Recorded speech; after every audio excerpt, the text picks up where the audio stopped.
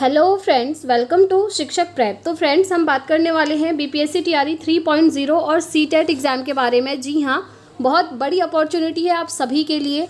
अगर आप लोग सीटेट का एग्ज़ाम देने वाले हैं तो आपके लिए बहुत अच्छी गुड न्यूज़ है। साथ ही साथ यहाँ पर हम देखेंगे टीआरई 3.0 का एडमिट कार्ड कब आएगा, क्योंकि देखिए एग्जामिनेशन डेट आपकी कंफर्म हो चुकी है 10 और 11 जून को। तो एडमिट कार्ड से रिलेटेड एक अपडेट है, वो क्या है वो हम देखने वाले हैं। साथ ही साथ यहाँ पर टीआरई 3.0 का जो एग्जामिनेशन सेंटर है, आप लोग बहुत ज़्यादा परेशान थे कि एग्जामिनेशन सेंटर हमारा कहाँ होगा, इसको लेकर बात करने वाले हैं हम।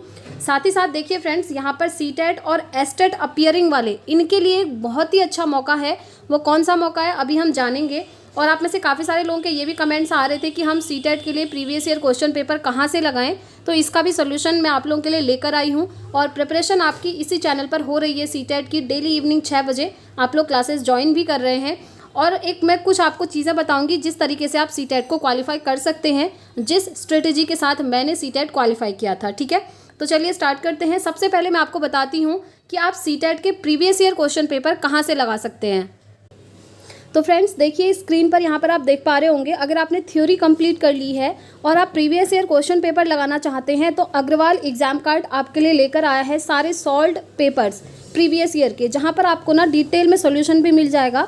ये आपका पेपर 1 पेपर 2 दोनों के लिए है, और पेपर 2 में दोनों सब्जेक्ट हैं, मैथ साइंस भी और आपका एसएसटी भी। ठीक है, और यहाँ पर क्या है ना, ये जो सॉल्व्ड पेपर है यहाँ पर इन्होंने डिटेल एक्सप्लेनेशन दिया हुआ है, क्योंकि अगर आप डिटेल एक्सप्लेनेशन देखते हैं तो आपकी एक समझ भी यहाँ पर बेहतर बन जाती है। और इसी के साथ अग्रवाल एग्जाम कार्ड आपके लिए कुछ प्रैक्टिस सेट भी लेकर आया है, क्योंकि कुछ एक्सपेक्टेड क्वेश्चंस भी होते हैं ना, तो इन प्रैक्टिस सेट की हेल्प से आप और अच्छे से अपनी प्रिपरेशन को इन्हेंस कर सकते हैं। ठीक है, तो ये आपको काफ़ी हेल्प करने वाले हैं प्रैक्टिस सेट और प्रीवियस ईयर क्वेश्चन पेपर, इन्हें आप ज़रूर लगाइएगा। और अगर आपको ये बाई करने हैं तो लिंक आपको डिस्क्रिप्शन बॉक्स में मिल जाएगा, इन सभी के प्रैक्टिस सेट के भी और सॉल्व पेपर्स के भी।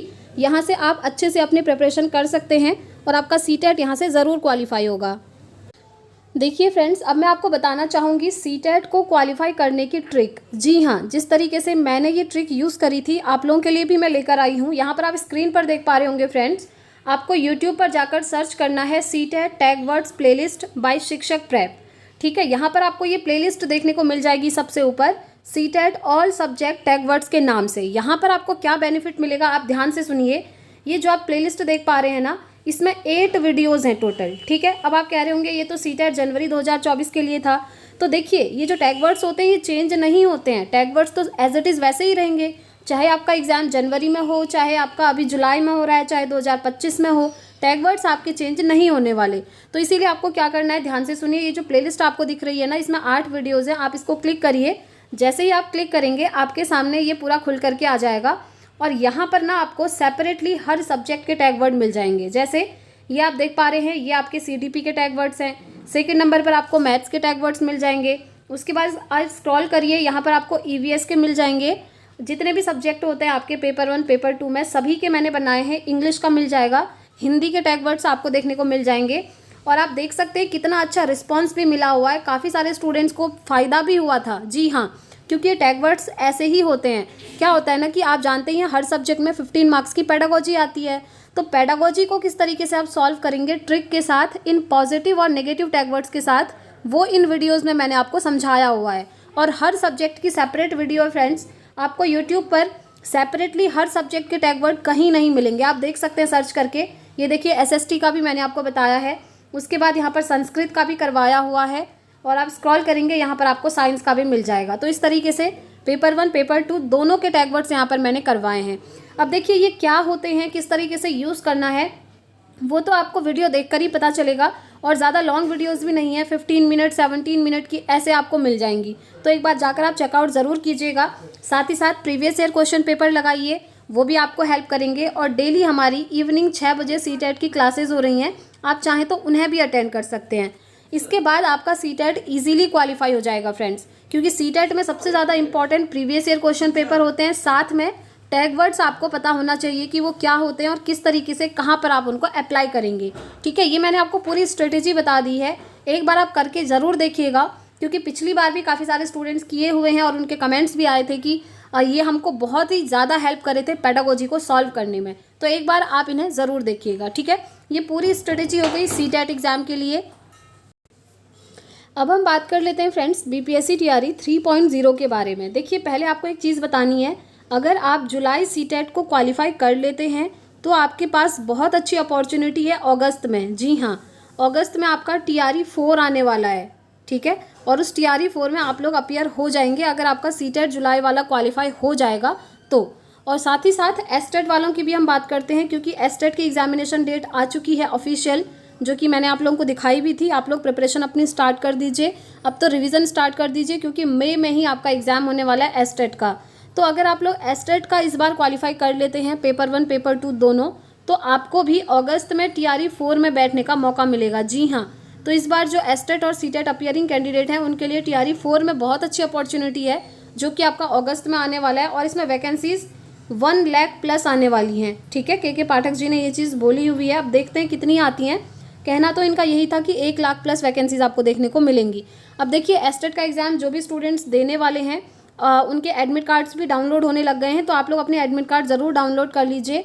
आपके मोबाइल पे मैसेज भी आया होगा, मैंने आपको बताया भी था कि किस तरीके से आप कर सकते हैं, तो उस प्रोसेस से आप अपना एस्टेट का एडमिट कार्ड डाउनलोड कर लीजिएगा।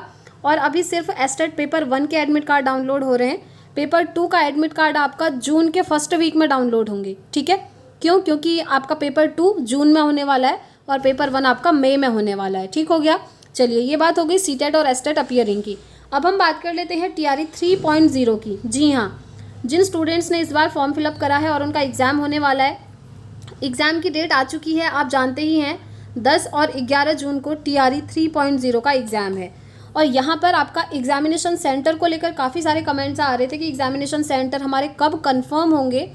जो आप स्क्रीन पर देख पा रहे हैं ना, यहाँ पर इन जिलों में इस तरह परीक्षार्थी होंगे शामिल, तो ये आपके सामने कुछ डिस्ट्रिक्ट दिए हुए हैं, इन डिस्ट्रिक्ट पे आपका एग्ज़ाम होने वाला है। लेकिन इन डिस्ट्रिक्ट के अंदर कौन सा आपका एग्जामिनेशन सेंटर है मेन, कौन से कॉलेज या इंस्टीट्यूट में आपका पेपर होगा, इसका नोटिस अभी तक आया नहीं है। और अब ये आएगा कब, आप जानते ही हैं, पहले इन्होंने बोला था कि 3 मई तक ये चीज़ कंफर्म हो जाएगी, लेकिन अभी तक कंफर्म नहीं हुई है। अब वेट करना होगा कि कब आपकी इन्फॉर्मेशन निकल कर सामने आती है। और जो मेन आपका होगा ना एग्जामिनेशन सेंटर, वो आपका एडमिट कार्ड में ही मेंशन होगा, और एडमिट कार्ड आपका 2 से 3 दिन पहले आता है एग्ज़ाम से। अब आप यहाँ से थोड़ा सा गैस कर सकते हैं कि अगर आपका 10 जून को एग्ज़ाम है तो 2-3 दिन पहले आपका मेन एडमिट कार्ड आएगा, जिसमें आपको मेन एग्जामिनेशन सेंटर पता चलेगा, आपका रोल नंबर भी होगा, सब्जेक्ट भी होगा, सब कुछ उसमें मेंशन होगा। ठीक है, तो हमको वेट करना पड़ेगा कुछ टाइम का, क्योंकि एग्ज़ाम होने में अभी टाइम है, 1 मंथ पूरा है, तो कभी भी आपका एग्जामिनेशन सेंटर से रिलेटेड लिस्ट आ सकती है।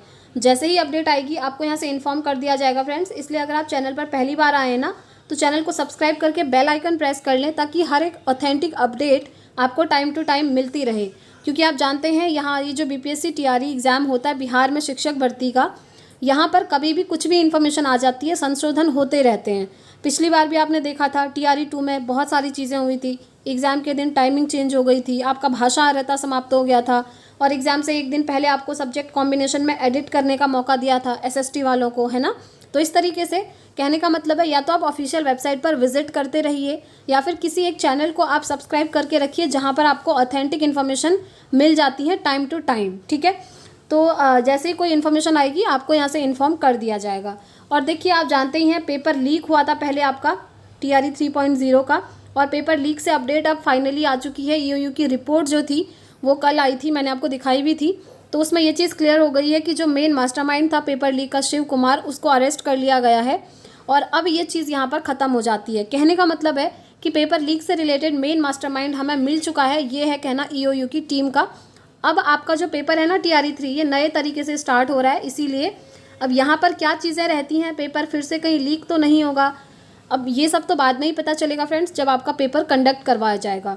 क्योंकि जो ये आपका पेपर लीक हुआ था पहले, ये जिस प्रिंटिंग प्रेस से छपवाया गया था, उसी प्रिंटिंग प्रेस से टीआरई 1 और टीआरई 2 का पेपर भी छपा था। तो आप सोच सकते हैं कि शायद वहाँ भी पेपर लीक वाली चीज़ें रही होंगी, बट उस टाइम पर प्रूफ नहीं मिले थे। ठीक है, अब यही कहना है, इन्फॉर्मेशन यही आई है।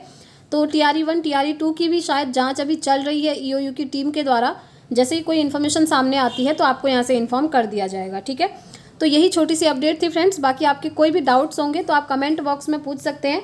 आप अपनी प्रिपरेशन करते रहिएगा। और यहाँ पर आप देख पा रहे होंगे, देखिए, दरभंगा में 15,000 परीक्षार्थी पेपर देंगे, पूर्वी चंपारण में 15,000 देंगे, गया में 10,000, समस्तीपुर में 10,000, सीतामढ़ी में 7,000, वैशाली में 7,000 और पश्चिमी चंपारण में 9,000 परीक्षार्थी शामिल होंगे। तो यहाँ पर इन्होंने ये चीज़ें क्लियरली कह दी हैं, ठीक है।